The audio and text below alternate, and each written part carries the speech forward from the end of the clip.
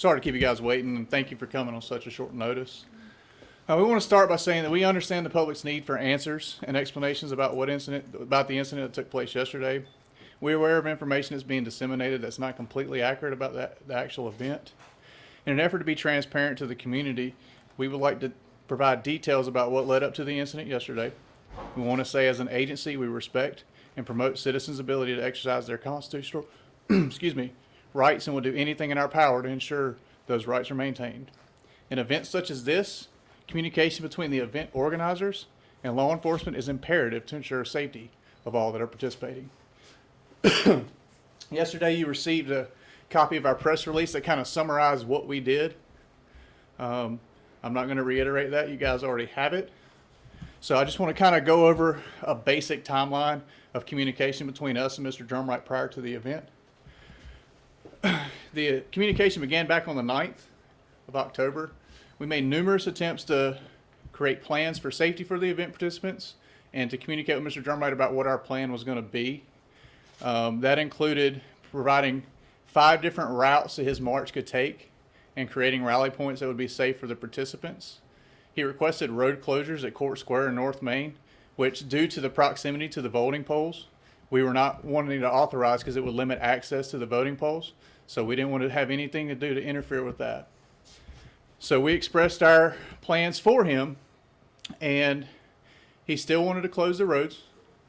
At the final hours prior to the event, we sent him the safety plan that we developed after we knew he received permission to be on the historic courthouse.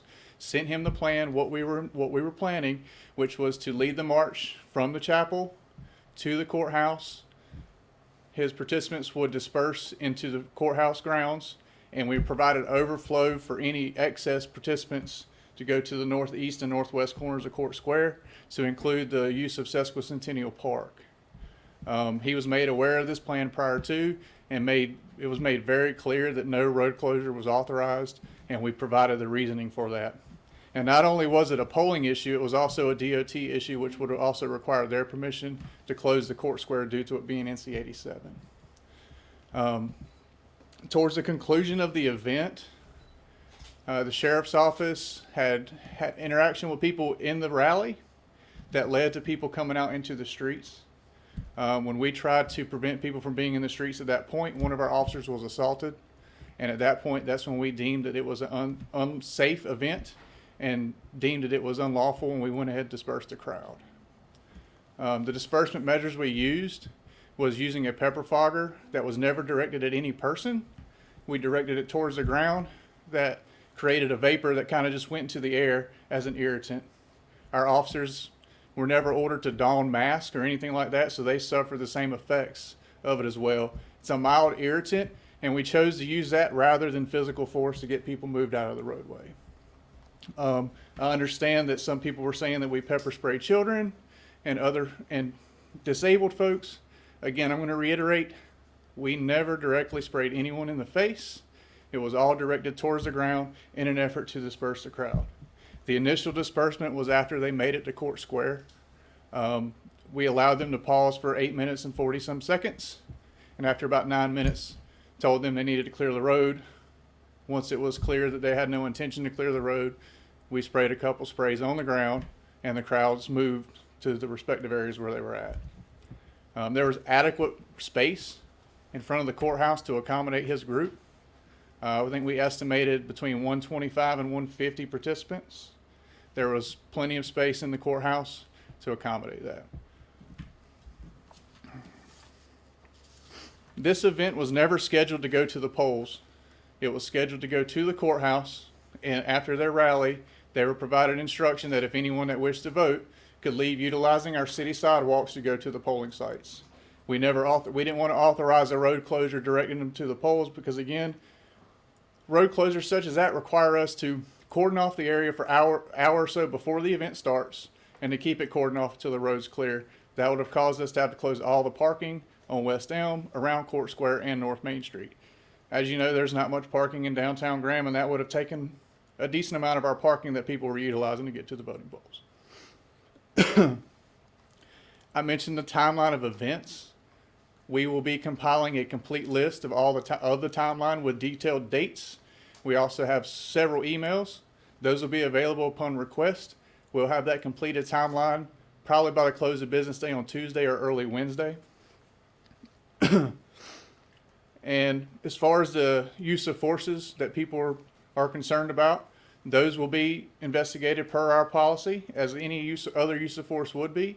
And once we complete those investigations, we'll make a determination on whether those use of forces were within our policy. We need the public to understand that we made every effort to coordinate with the planner of this event to ensure that it was successful. For future events, we need viable communication that allows for adequate and proper planning so the organizers can relay that information to the participants and everyone has a clear understanding of the safety plan. Their intent from the beginning was to take the road. Prior to them leaving Wayman's Chapel, he was seen on Facebook Live telling the crowd that we did not authorize a road closure and that he wanted the participants to block the road. We knew that going in, and we wanted to ensure the safety of not only them, because the roads were still open, but we wanted to ensure the safety of all the visitors to downtown Graham and for the polling site. Previous events in Alamance County, such as Souls to the Polls, were successful events and should be an example of proper coordination with local agencies to ensure safety. That event led to 208 votes being casted by Alamance County residents. That was done by proper coordination and communication with law enforcement. Thank you. Any questions? Can you go over the specifics of what that chemical was, maybe like brand name or ingredients? It's a pepper fogger similar to OC spray, but rather than coming out in a stream, it just comes out in a vapor form. Do you know how many people were arrested and did anyone do jail time? I know our agency arrested 8. Of those 8, 5 were not Alamance County residents, and one of those was a member of the media. Demographic details haven't been verified yet. Once the reports are completed, I'll release a press release showing, identifying the individuals that were arrested. Lieutenant, could you comment on the reporter who was arrested and why? And upon learning that he was a reporter, why he was still arrested? Yes, sir. I don't have exact details, but my understanding is that he was given the command to get out of the roadway multiple times, 5 to be exact. And after the 5th time, he was asked to be removed from the roadways when he was approached and then placed in custody. So what were the charges for the 8 arrested? They ranged from resist, delay, and obstruct, failure to disperse, and one was an assault on a law enforcement officer. Can you also comment on the sort of reports we've heard on the side that there was an issue with respect to a gas can and a generator that were on courthouse grounds contrary to the permit? Yes, sir. I realize that's the sheriff's permit. Yeah. Can you comment on it? During the permitting process, the organizers are advised that they are not to have any gas-powered generators on the property due to the flammable nature of the accelerants that are used to power them. They don't want gas cans right up next to the courthouse. My understanding is Mr. Drumlight was aware and signed the agreement. One of the participants was seen carrying a gas can into the closed-off area right in front of the historic courthouse. When the deputies investigated, I believe they found a generator and the gas can, and when they went to confiscate it, it's when the event came to a conclusion. And was it concealed, as I understand, in a baby carriage or something? My understanding that it was concealed, but the sheriff's office will have to verify that.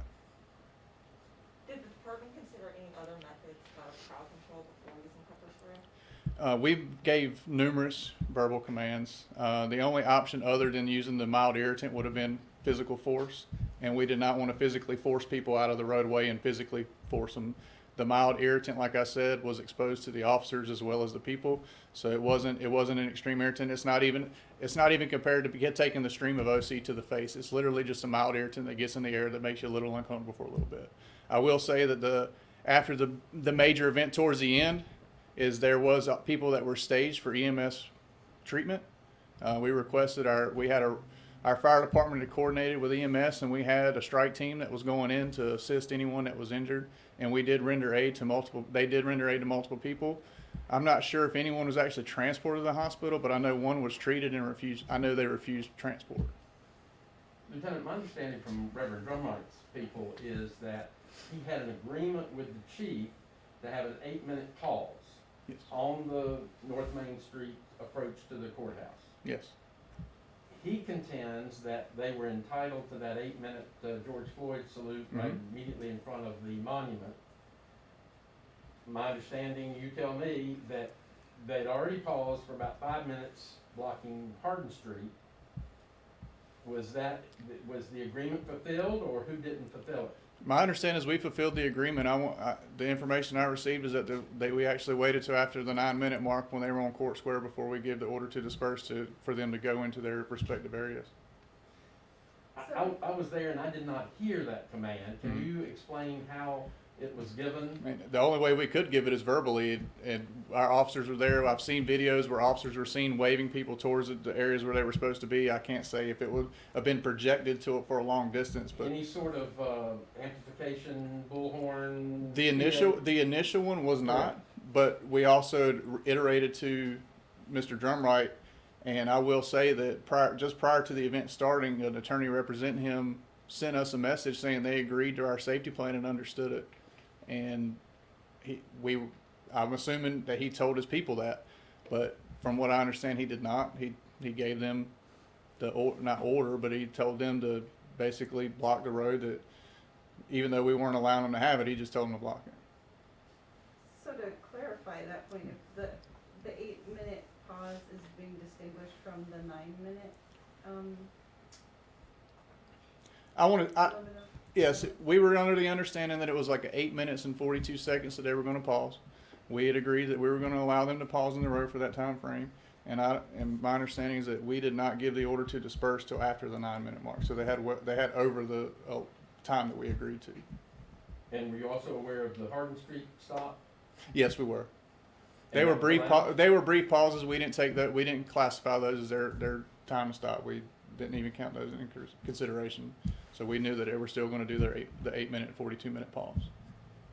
So access to the polling, was that a part of the issue here, or As far as what happened to, like, it needed to stop at 8 minutes because that was the agreement, or was it because people needed to get to the polls?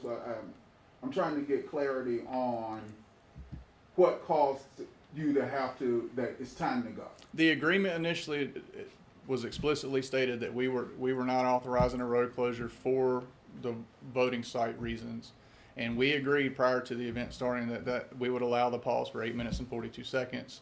And then once that time concluded, we were under the understanding that they were aware of that and that they would move to their respective areas, which would be in front of the historic courthouse or the other two areas we created to make room for overflow. Kind of during that discussion process, can you talk more about why law enforcement felt it was so important to keep that one road open? Because I'm guessing there are other routes to the polls as well. Main Street is a major thoroughfare through Graham. Elm Street was also access for the pull-up voting, which is a one-way street once you pass over Maple. So a lot of people would use Court Square from Elm Street around Court Square to go straight up to the voting polls to do their in-car voting. Does the department have any regrets with the way things were handled yesterday? There's disappointment. We were hoping to have a safe event. We wanted to have good coordination with the event coordinator. We wanted them to have a successful event.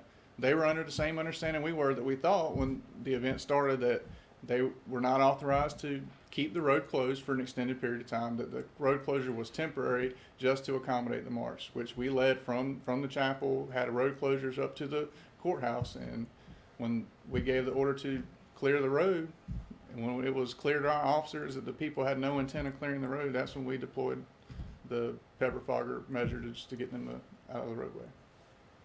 Let me come to the end of the event, and the question is, and again, Reverend Drumlight's very insistent that his permit was till 2 o'clock or possibly 2:30 for takedown and so forth. Yes. Yet y'all, or the sheriff's department, came out and announced an end at about 1 o'clock. Mm-hmm. Why was it ended early, and why was no announcement explaining why it was ended early? And what was the reason? My understanding was that once they saw the generator, that when they went to confiscate the generator, there was a disturbance that I'm not sure if a deputy was assaulted or whatnot, but that's when the crowd became violent, and that's when it got pushed out into Court Square when people were getting out from in front of the historic courthouse. And you say no injuries and no one transported, or? I'm not saying no injuries. I'm just saying that I'm not aware of anybody that was actually transported to the hospital. I know that there was I can't, and I don't have those numbers in front of me, but I know several were transported by the strike team, and they were brought to a triage location where they were evaluated by EMS, and then a determination was made whether they needed to be transported to the hospital. In And- your talks with the organizers, did you discuss what would happen after that moment of silence and how people would be moved? I mean, that is a place where kind of a conjunction of a lot of traffic. It seems like it would be a part of it. That's where the coordination failed. We've made multiple attempts to get Mr. Drumright to come and do a walkthrough of the event to see where everything was located, where the entrances and egresses were for their access to the historic courthouse, how they were going to get, and those meetings never came. We made multiple requests, and he never honored any of the meeting requests and never came to do a walkthrough. Did you meet in person at all? We met one time on the 20th.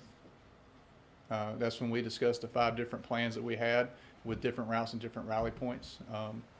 He was still intent on doing a road closure, which we made it very clear that due to the proximity to the voting sites, we were not going to allow a road closure. And then we even sent him to the sheriff's office to get the historic courthouse to use as a rally point, because we had a large front lawn there that accommodates several people. And then when he gave the approximate number of participants at 500 to 1,000, we decided then, okay, we'll create some overflow to accommodate anyone that can't fit on the front lawn. And once we saw the number of the crowd at 125, 150, that's when we deemed that there was plenty of space on the front of the courthouse for the group to go. So what was the distance that they were going to march? Do you have any? I'll say it's half a mile. I believe it was roughly that. I don't know exactly, but I believe it was about a half a mile. Does the department's policies and procedures, do they speak to using less lethal weapons when there are children or elders present? Is that something that Our use of force policy delves into the use of less lethal force. It doesn't per se say anything about the presence of minors. At that point, as a police perspective, once you've been, my thought is that once you're given the order to disperse by law enforcement, it's been deemed and you've been notified that it's an unlawful gathering. For us, I would, and me personally, watching it on video when I was at the command post, never saw any children. I know there were some there, but I never saw any on video. But we do regret. We didn't want any children to get hurt. We didn't want anybody to get hurt. And the fact that a child was exposed to the pepper fog is unfortunate.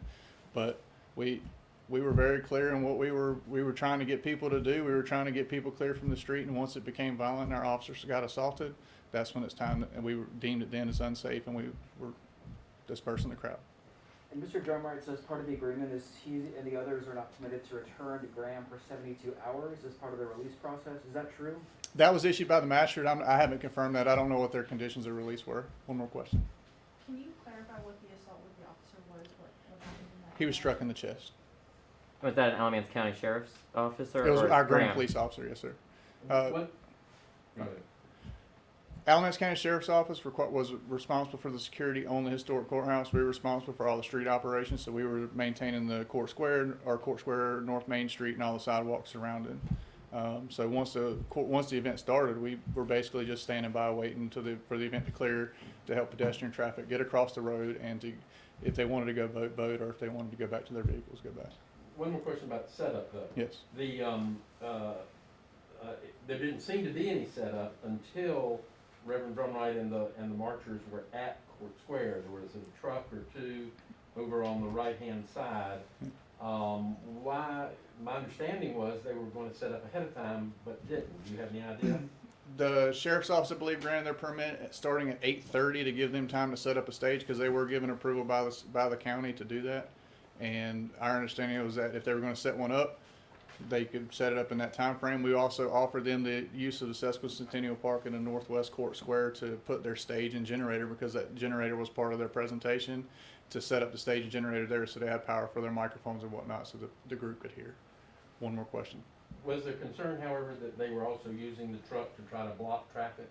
It was, but we told the driver they needed to move the vehicle. They were given time to offload the generator at the Northwest Court Square at Sesquicentennial Park, and they were able to get the stage into the courthouse and the road. Why do they need two generators? You got the generator there, then the one that was discovered on the courthouse grounds.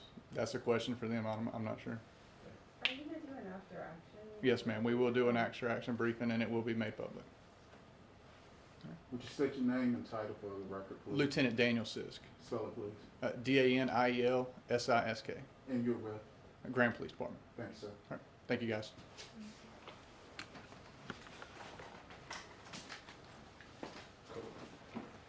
If any of you need my contact information,